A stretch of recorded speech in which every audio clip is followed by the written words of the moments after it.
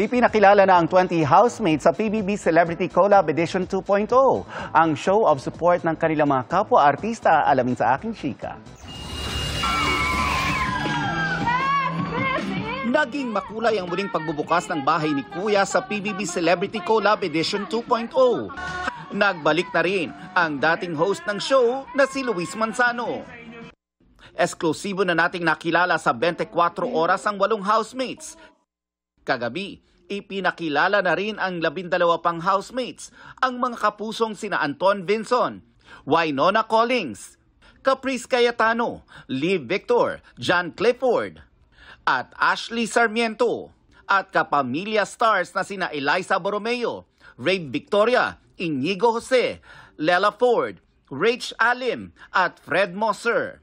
Sa outside world, full support sa journey ng bagong housemates ang mga nakasama nila sa industriya. At ang ex-housemate na si Charlie Fleming, tila may yearning. Kuya, kinuha mo si Lee, kinuha mo si Joaquin, kinuha mo si Wynonna, si Marco, si Ashley.